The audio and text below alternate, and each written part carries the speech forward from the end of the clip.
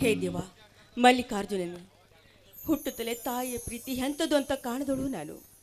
ನನ್ನಣ್ಣ ತುಂಬ ಪ್ರೀತಿಯಿಂದ ಸಾಕಿದ್ದಾರೆ, ಸಲುಹಿದ್ದಾರೆ. ಅವರ ಋಣವನ್ನು ಯಾವ ಜನ್ಮದಲ್ಲಿ ತೀರಿಸೋದಕ್ಕೆ ಆಗುವುದಿಲ್ಲ ನನಗೆ. ನನ್ನ ಅತ್ತಿಗೆ ತಾಯಿ ಸ್ಥಾನದಲ್ಲಿದ್ದಾಳೆ, ಹಾಗೂ ನಮ್ಮ ಅಣ್ಣ ತಂದೆ ಸ್ಥಾನದಲ್ಲಿದ್ದಾರೆ. ತಂದೆ, ನಾನೇನಲ್ಲಿ ಬೇಡಿಕೊಳ್ಳುವುದೇನೆಂದರೆ ಅವ್ರಿಗೆ ಯಾವುದೇ ಕಷ್ಟ ಕಾರ್ಪಣ್ಯ ಬರದಂತೆ ಕಾಪಾಡುವಂತ ಬೇಡ್ಕೊಳ್ತೀನಿ. ಅಷ್ಟೇ ಅಲ್ಲ, ನಿನ್ನೊಬ್ಬ ಅಣ್ಣ ಓದ್ತಾ ಇದ್ದಾನೆ, ಅವನಿಗೊಂದು ಒಳ್ಳೆಯ ನೌಕರಿ ಸಿಗುವ ಹಾಗೆ ಅನುಗ್ರಹವನ್ನು ನೀಡುವಂತ ನಿನ್ನಲ್ಲಿ ಕರಮುಗಿದು ಬೇಡ್ಕೊಳ್ತೀನಿ. ಅಷ್ಟೇ ಅಲ್ಲ, ತನ್ನ ತಂಗಿಯ ಮದುವೆ ಮಾಡಬೇಕಂತ ನಮ್ಮ ಅಣ್ಣ ಬಹಳಷ್ಟು ಆಸೆ ಇಟ್ಕೊಂಡಿದ್ದಾನೆ, ಕನಸನ್ನು ಕಾಣ್ತಾ ಇದ್ದಾನೆ. ಆ ನಮ್ಮ ಅಣ್ಣನ ಕನಸು ನನಸು ಮಾಡಪ್ಪ, ನನಸು ಮಾಡು.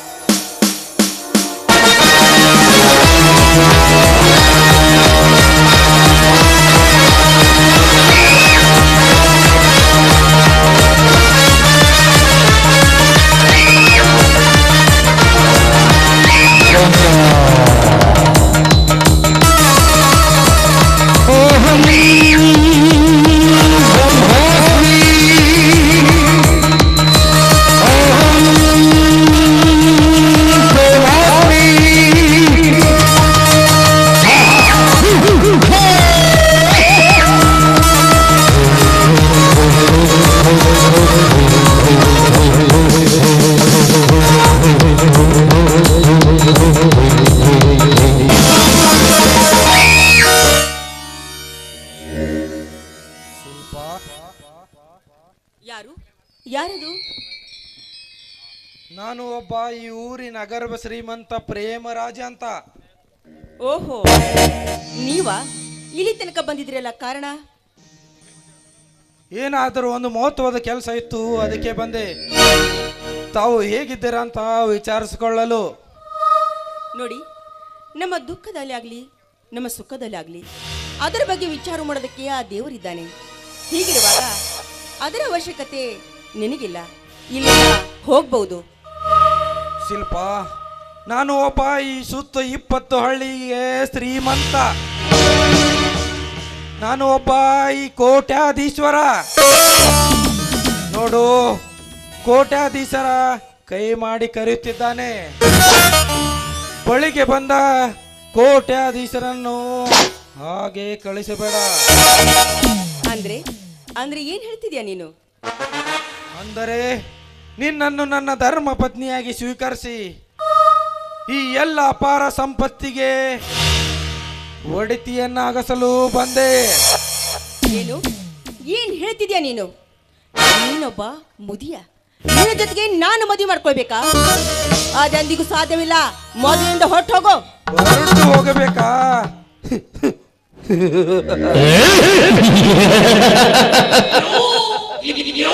ಶಿಲ್ಪ, ಗುಲಾಬಿ ಹೂವಿನಂತೆ ಇರುವ ನಿನ್ನ ಮಕರಂದವನ್ನು ಸವಿಬೇಕಂತ ಬಂದಿದ್ದೇನೆ. ಬಾಯಿ ಮುಚ್ಚೋ ನೀಚ, ನೀನೊಬ್ಬ ತಂದೆ ಸ್ಥಾನದಲ್ಲಿದ್ದವನು, ನಿನಗೆ ಯಾಕೋ ಬೇಕೋ ಈ ಕಾಮದಾಟ? ಶಿಲ್ಪ, ಕಾಮಕ್ಕೆ ಕಣ್ಣು ಇಲ್ಲ. ರತಿ ಕ್ರೀಡೆ ಆಡಲು ವಯಸ್ಸು ಬೇಕಾಗಿಲ್ಲ. ಶಿಲ್ಪ, ನಾನು ಹೇಳಿದಂತೆ ಕೇಳಿದರೆ ನಿನ್ನನ್ನು ನನ್ನ ಮನೆಯಲ್ಲಿಟ್ಟು ದೇವತೆ ಅಂತ ಪೂಜಿಸುವೆ. ಬಾ, ಬೇಗನೆ ಬಂದು ಅಪ್ಪಿಕೋ. ದೂರ ನಿಂತು ಮಾತಾಡು. ಎಲ್ಲೋ ನೀಚ, ಒಂಟಿ ಹಣ್ಣು ಸಿಕ್ಲಂತ ಈ ರೀತಿ ಬಾಯಿ ಬಂದಾಗೆ ಮಾತನಾಡ್ತಿದ್ಯಲ್ಲ. ಹೆಚ್ಚು ಕಡಿಮೆ ಮಾತನಾಡಿದೆ ಆದ್ರೆ ಆ ನಿನ್ನ ನಾಲಿಗೆಯನ್ನು ಕತ್ತರಿಸಿ ಬಿಟ್ಟೆ. ಎಚ್ಚರ ಹೇಳುವ ಬಡ ಬಿಕಾರಿ ಹಣ್ಣೆ, ಇಲ್ಲಿಂದ ನಿನ್ನನ್ನು ಹೊರಟು ಅವಕಾಶ ಕೊಡಲಾರನು ಈ ಪ್ರೇಮರಾಜ. ಸುಮ್ಮನೆ ಮಾತಿಗೆ ಮಾತು ಬೆಳೆಸಿ ನನ್ನ ಪಿತ್ತವನ್ನು ನೆತ್ತಿಗೇರಿಸಬೇಡ. ನಾನು ಹೇಳಿದಂತೆ ಕೇಳು, ನನ್ನ ಮನ ತಣಿಸು ಬಾ. ಎಲ್ಲೋ ಕಾಮುಕ, ನೀನು ಮಾಡಿದ ಈ ಕೆಟ್ಟ ಕೆಲಸ ಏನಾದ್ರೂ ನನ್ನ ಅಣ್ಣಂದ್ರಿಗೆ ಗೊತ್ತಾದ್ರೆ ಸುಮ್ಮನೆ ಬಿಡ್ತಾರಂತ ತಿಳ್ಕೊಂಡಿದ್ಯಾ? ಈ ನಿನ್ನ ಮೈ ಚರ್ಮ ಸುಲಿಸಿ ನನ್ನ ಚಪ್ಪಲಿ ಮಾಡ್ತಾರೆ. ಎಚ್ಚರ! ಈ ನಿನ್ನ ಬಿಂಕದ ಮಾತು ನನಗೆ ಬೇಕಾಗಿಲ್ಲ. ಅದನ್ನೆಲ್ಲ ಬಿಟ್ಟು ಈ ಸುಂದರವಾದ ತೋಟಲ್ಲಿ ಬಂದು ಅಪ್ಪಿಕೋ. ಅದು ಆಗದಿದ್ದರೆ ನಿನ್ನ ಮೇಲೆ ಬಲಾತ್ಕಾರದ ಬಾಣವನ್ನು ಬಿಗಿಸಲಾಗುತ್ತದೆ. ಎಚ್ಚರ! ಕೊನೆ ಕೊನೆಯದಾಗಿ ಕೇಳುತ್ತಿರುವೆನು, ನನ್ನ ಮಾತಿಗೆ ಒಪ್ಪಿಗೆ ಕೊಡು. ನೋಡಿ ಯಜಮಾನ್ರಿ, ತಂದೆ ಸ್ಥಾನದಲ್ಲಿ ಇದ್ದವರು ನೀವು, ನಿಮ್ಮ ಕೈ ಮುಗಿದು ಬೇಡ್ಕೊಳ್ತೀನಿ, ನನ್ನವನು ನಿಮ್ಮ ಮಗಳಂತ ತಿಳಿದುಕೊಂಡು ಹೊರಟೋಗಿ ಇಲ್ಲಿಂದ. ತಂದೆಯಾಗಿ ಆಶೀರ್ವಾದ ಮಾಡಬೇಕಾ? ಅದು ನಿನ್ನ ಹುಚ್ಚ ಕಲ್ಪನೆ. ಬೆಳೆದು ನಿಂತ ನಿನ್ನಂತ ಸುಂದರವಾದ ಹೆಣ್ಣುಗಳನ್ನು ತಂದೆಯನ್ನು ಹೋದರೆ ಗಂಡನಾಗುವನು ಯಾರು? ಈ ನಿನ್ನ ಮಾತು ಕೇಳಿದರೆ ಪ್ರೀತಿ ಪ್ರೇಮಗಳಿಗೆ ಅರ್ಥವೇ ಸಿಗೋದಿಲ್ಲ. ನಿನಗೆ ಕೊನೆಯದಾಗಿ ಕೇಳುತ್ತಿರುವೆನು, ನನ್ನ ಮಾತಿಗೆ ಒಪ್ಪಿಗೆ ಕೊಡು. ನೀನೊಂದು ಹೆಣ್ಣು, ನೀನು ಏನು ಮಾಡಬಲ್ಲೆ? ಏನು ನಾನೇನ್ ಮಾಡಬಲ್ಲೆ ಅಂತ ಹೇಳ್ತಿದೀಯಾ? ನೋಡು, ಅಷ್ಟೊಂದು ಧೈರ್ಯ ನಿನಗಿದ್ರೆ ನನ್ಗೆ ಒಂದೇ ಒಂದು ಸಾರಿ ಮುಟ್ಟುವ ನೋಡೋಣ. ಈ ಸುತ್ತು 20 ಹಳ್ಳಿಗೆ ಒಡೆಯ. ಈ ಒಡೆಯನಿಗೆ ಇದುವರೆಗೆ ಯಾವ ಹೆಣ್ಣು ಕೂಡ ಈ ತರ ಸವಾಲ್ ಹಾಕಿದ್ದಿಲ್ಲ. ನೀನೇನು ಮಾಡ್ತೀಯ ನಾನು ನೋಡೇ ಬಿಡುತ್ತೇನೆ. ಒಂದೇ ಒಂದು ಹೆಜ್ಜೆ ಮುಂದಿಟ್ಟು ಬಂದಿಯಾದ್ರೆ ನನ್ನ ಚಪ್ಪಲಿಯಿಂದ ನಿನ್ನ ಪೂಜೆ ಮಾಡಬೇಕಾದಿತ್ತು. ನನ್ನಂತವನಿಗೆ ಚಪ್ಪಲಿ ಎದುರ್ಗಾಗುತ್ತೆ ಹೊಲಸು ಹೆಣ್ಣೆ. ಇದುವರೆಗೂ ನನ್ನನ್ನು ಕಾಮದ ಕ್ರೋಧವನ್ನು ಯಾರು ಎಬ್ಬಿಸಿರ್ಲಿಲ್ಲ. ಈಗ ನೀನು ಏನು ಮಾಡ್ತೀಯ ನಾನು ನೋಡೇ ಬಿಡುತ್ತೇನೆ.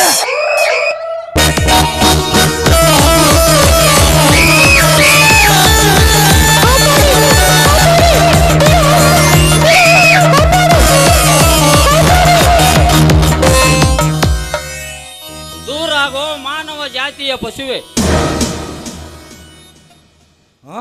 ಈ ನನ್ನ ಘನ ಕಾರ್ಯಕ್ಕೆ ಅಡ್ಡ ಆದವನು ಯಾರು?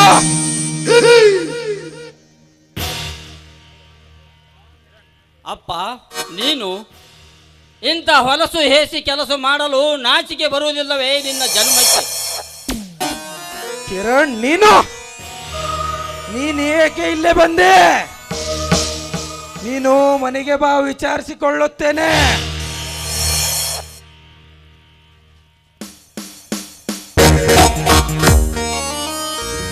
ನೋಡಿ, ಅವರು ಮಾಡಿದ ತಪ್ಪಿಗೆ ನಾನು ಕ್ಷಮೆ ಕೇಳುತ್ತೇನೆ. ನೀವೇಕೆ ಕ್ಷಮೆ ಕೇಳ್ತೀರಾ? ಸರಿಯಾದ ಸಮಯಕ್ಕೆ ಬಂದು ಈ ನನ್ನ ಮಾನದ ರಕ್ಷಣೆ ಮಾಡಿದ್ರಿ ನೀವು. ನನ್ನ ಪಾಲಿಗೆ ದೇವರು ನೀವು. ಅಂದ ಹಾಗೆ ತಾವು? ನಾನು ಇದೇ ಊರಿನೋಳು. ರಾಮ ಅಂತಿದ್ದಾರಲ್ಲ, ಅವರ ತಂಗಿ. ನನ್ನ ಹೆಸರು ಶಿಲ್ಪಾ ಅಂತ. ತಾವು ಯಾರು ಗೊತ್ತಾಗ್ಲಿಲ್ಲ? ನಾನು ಇದೇ ಊರಿನ ಜಮೀನ್ದಾರ ಮಗ ಕಿರಣ ಅಂತ. ಹೌದೇನು? ತುಂಬಾ ಒಳ್ಳೇದೇ ಆಯಿತು. ನೀವು ಸರಿಯಾದ ಸಮಯಕ್ಕೆ ಬಂದು ನನ್ನ ಮಾನದ ರಕ್ಷಣೆ ಮಾಡಿದ್ರಿ. ಅದೆಲ್ಲ ಹೋಗ್ಲಿ, ನಿಮ್ಗೊಂದು ಮಾತು ಕೇಳಬೇಕಂತ ಮಾಡಿದ್ದೀನಿ, ಕೇಳಬಹುದೇನು? ಅದೇನು ಅಂತ ಹೇಳು ಶಿಲ್ಪ. ನೋಡಿ, ನನ್ನನ್ನು ನಿಮ್ಮ ಸತಿಯನ್ನಾಗಿ ಸ್ವೀಕಾರ ಮಾಡಿ ಅಂತ ನಿಮ್ಮ ಕೈ ಮುಗಿದು ಬೇಡ್ಕೊಳ್ತೀನಿ. ಇದು ನಿನ್ನ ಕೊನೆ ನಿರ್ಧಾರವೇ? ಹೌದು, ಇದೇ ನನ್ನ ಕೊನೆ ನಿರ್ಧಾರ. ನೀವು ಇದಕ್ಕೆ ಒಪ್ಪಿಗೆ ಕೊಡಲೇಬೇಕು. ಈ ಕಿರಣನ ಮನವನ್ನು ಗೆದ್ದ ನೀನೇ ನನ್ನ ಪ್ರೇಮದ ರಾಣಿ.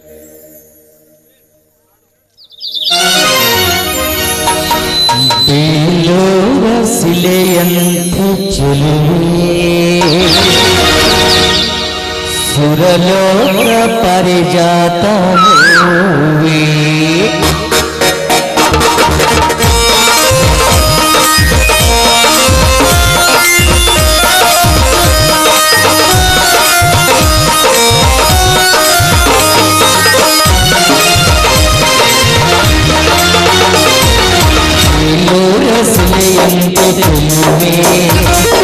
ಸುರಲೋಕ ಪರಿಜಾತ ಹೂವೇ, ಸಿಲೆಯಂತೆ ಚೆಲುವೆ, ಸುರಲೋಕ ಪರಿಜಾತ ಹೂವೇ. ಹಾಡಿಗೆ ಶ್ರುತಿಯಾದಿನಿ, ನನ್ನ ಬಾಳಿಗೆ ಜೊತೆಯಾದಿನಿ, ಬಡಬಾರ ಶೃಂಗಾರ ಸಖಿಯೇ.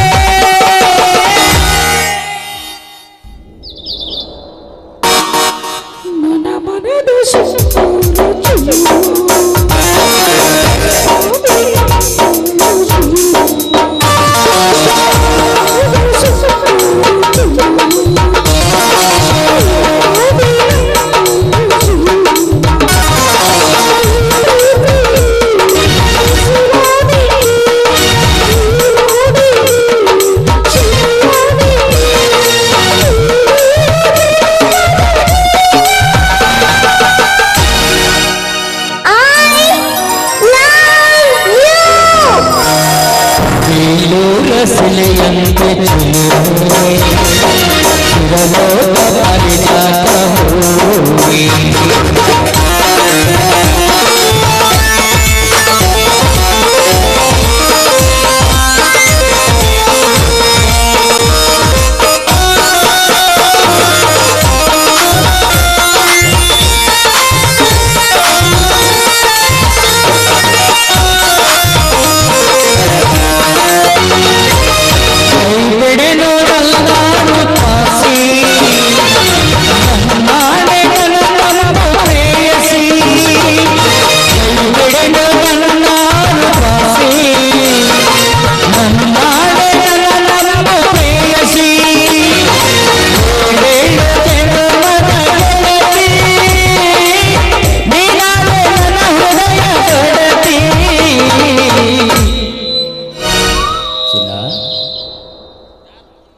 ಸಮಯವಾಯಿತು, ಹೋಗೋಣವೇ?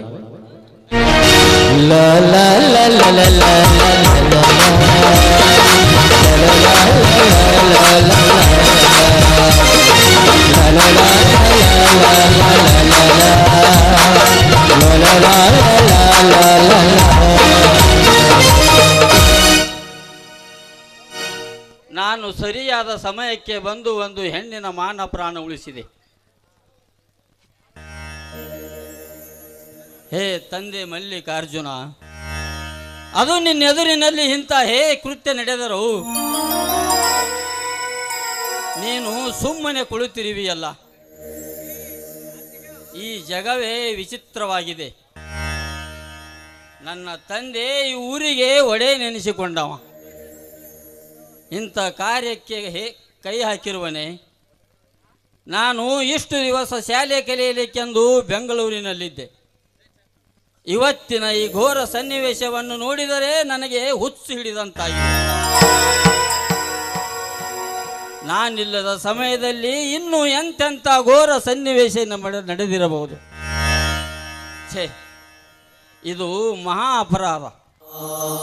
ನಾನು ಈಗಲೇ ಮನೆಗೆ ಹೋಗಿ ನನ್ನ ತಂದೆಯವರನ್ನು ಚೆನ್ನಾಗಿ ವಿಚಾರಿಸಿದರಾಯಿತು.